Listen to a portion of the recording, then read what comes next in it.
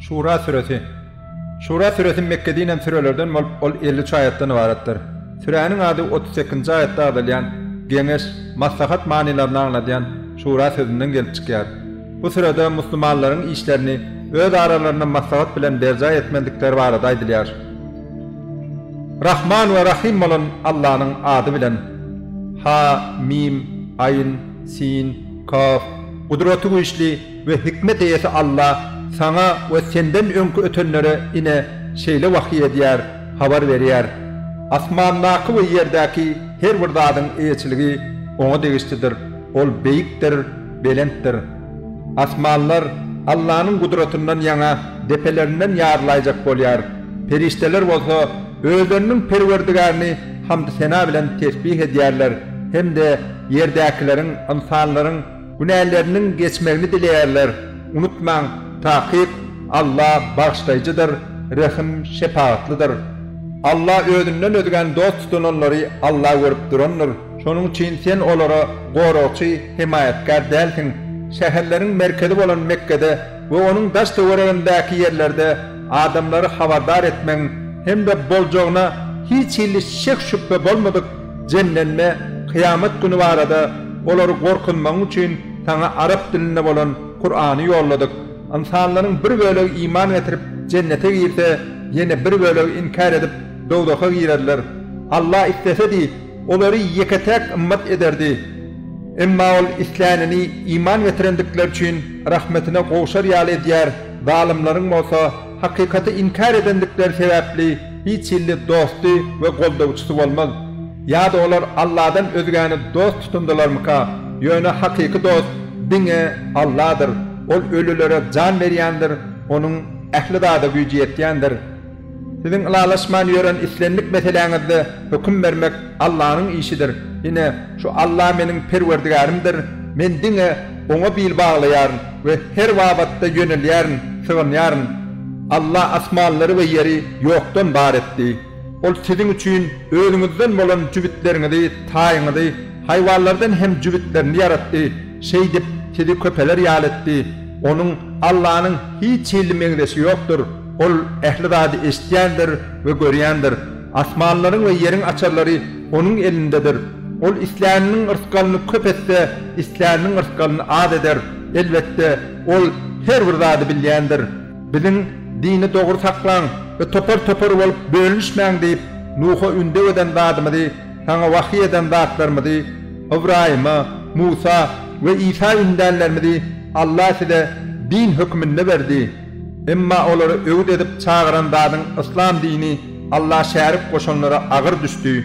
Allah İslam'yny peýgamber edip saýlar ve özüne ýönelýäni dogry ýola gönükdirer. Olar özlerine ilm delil gelenden soň öz aralaryndaky görüpçilik we adalatlylyk sebäpli düşünşmezlige sedebar bolurlar.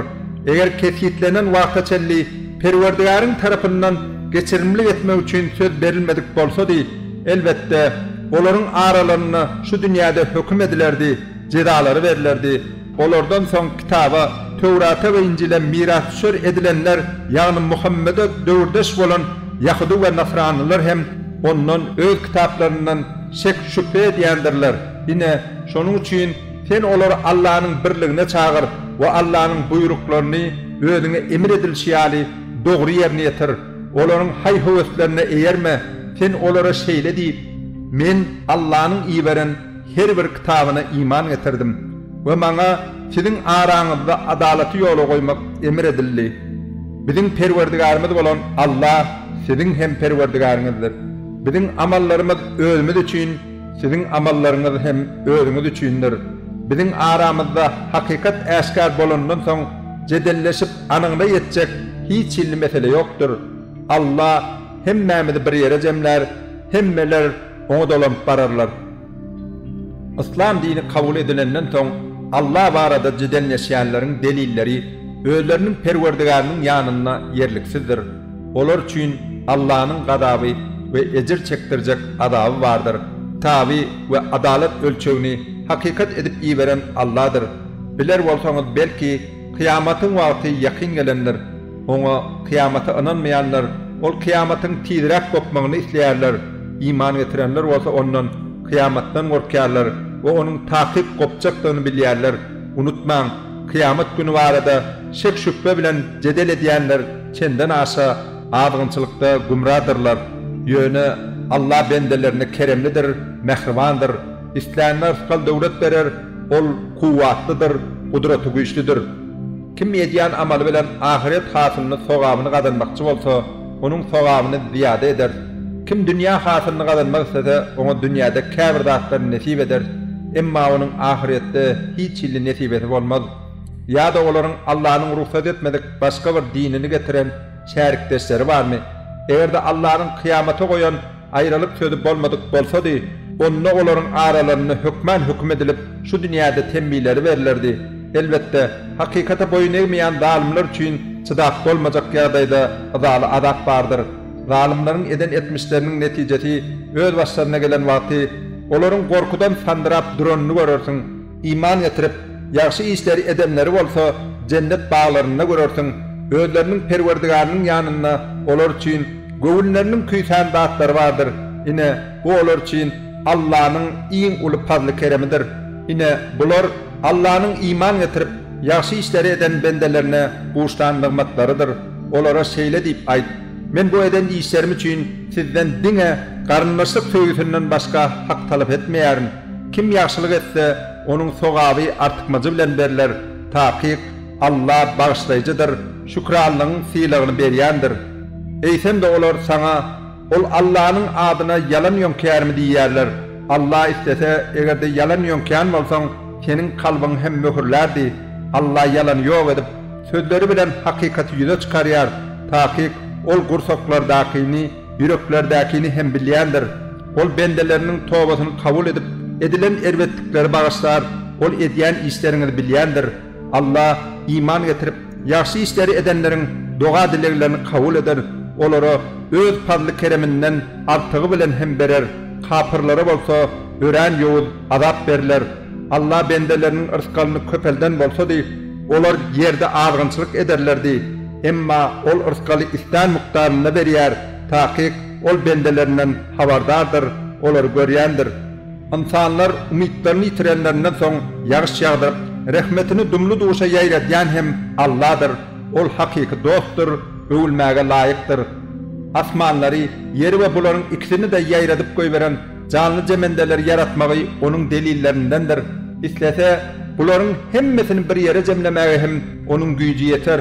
Başyňyza gelen islenlik bir betbaççylyk öz elleriniz bilen eden etmişleriniz zerarlıdır. Şoňa garamazdan Allah günäkärleriň köpsiniň günäsini geçýändir. Siz Allahyny ýerde ejilledip, Allahyň gadabynyň öňüne alyp bilmersiňiz. Siziň Allahdan özge dostuňyz hem goldaýjyňyz hem ýokdur. Deňizde dağlar misal akyp barýan gämiler hem onuň barlygynyň delillerindendir. Eger ol istese şemaly hem saklardy. Olar deňiziň arkasynda, ortasynda durup galardylar. Taýyk munda sabırly bolup şükür edýän her bir insan üçin obratlar vardır. Ýa-da eden etmişleri derarly, olar helak eder, bir näçesini bolsa bağışlap halas eder. Ayetlerimiz barada jedel edýänler gaçyp gutulup gidere ýerleriniň ýokdugyny bilsinler. Size berilenler diňe dünýä durmuşynyň ýaşaýyşy üçin ölçenen zatlardyr. Allahyň ýanyndaky zatlar bolsa has dowamatlydyr. Bu syýlar iman getirenler we özleriniň perwerdigaryna bil baglayanlar üçindir. Olar uly günälerden we bozuk işlerden saklanarlar. Kimdir birine gaharlanan wagtlary hem ýalňyşany bağışlarlar. Olar özleriniň perwerdigarynyň çakylygyna gulak asarlar we namazy dol okarlar. Olar etjek işlerini öz aralarına geňeşip maslahatlaşyp ederler. Özlerine beren ırskалmazdan Allahyň ýoluna sarp ederler. Adalatsyzlyga, zulma duçar bolanlarna bolsa arkalaşarlar, hakyny gidermezler. Yamanlygyň jezasy yamanlyga barabar bolanydyr.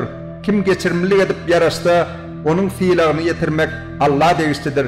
Elbetde Allah zalimleri halamaz. Kim zulma duçar bolandan soň hakyny gaýtaryp alyp bilse, onda olara hakyny alanlyk üçin ediljek başga ýol ýokdur. Diňe insanlara zulm edýänlere hem de ýeriň ýüzüne nähak ýere bozgoklyk edýänlere jeda bardyr. Ine gazaply azap şolara berler. Kim sabır edip geçirmeli etse elbette bu maksada laýyk işlerden biri bolar. Allah kimi doğru yoldan adaştırsa, bundan meylak ona hiç ile dost tapılmaz. Zalimler azabı görenlerine olurun. Bıyda dünya gaydara yol var mı ka diyendiklerini görürsün.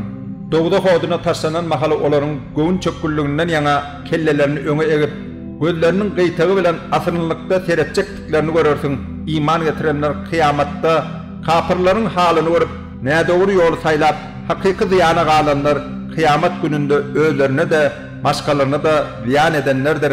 Eğab olun, zalimler ebedi azaptadırlar diyerler. Olorun Allah'dan başka golda edecek hiç ile dostları yoktur. Allah kimi yolundan adaştırsa ona çıkalga tapılmaz. Allah'dan iyide gaydış mümkün olmadık kıyamet günü gelmeden ön Perverdigarınızın emirlerine layık hareket edin. Ol gün size ne bir kaçara yer vardır, ne de günahlarınızı inkar etmeye mümkünçülük vardır. Eğer de yüze vursalar, onda biz seni olara sakçı edip iyi verenlerdir. Senin vezifen dine olara duyduruş vermekten ibarettir. Eğer de biz insana öz rahmetimizi dağıtırsak, ol şol rahmete beğenir. Emma öz elleri bilen eden etmişleri derarlı, başlarına bedbahtçılık gelse, elbette insan neşkür olur. Asmanlar ve yer Allah'ın kol astındadır. Ol İslam zadını bar eder. İslam'ına kıyıt perdent, İslam'ına olsa oğul perdent müyesser eder. Ya da olur kıyıt ve erkek perdent edip yaratmak bilen cübüt eder. Hem kıyıt hem oğlun çağa verer. İslam'ına olsa nesilsiz önülgesiz koyar. Takip ol ehli dadı bilyendir, ehli dadı gücü yetkendir. Allah insan bilen dine vahiy vermek arkalı ya da perdenin anırsından gürleşer ya da ilçi perişte yollap öz ihtiyarı bilen ona İslam zadının vahiy arkalı uğradır. Ol beyiktir, hikmet eyetidir. Yine şeydip sana hem öz emrimiz bilen ruhi Kur'an'ı vahiy arkalı indirdik. Sen ön kitap neme, iman neme bilmezdin. Emma bendelerimizden İslam'da doğru yol görkezmek için biz onu Kur'an'ı nur edip yarattık. Takip sen doğru yolu görkezersin. O doğru yol olsa asmanlardaki ve yerdeki ehli dadın eyeti Allah'ın yoludur. Unutma, takip ehli işler ahir neticede Allah varıp yetkendir.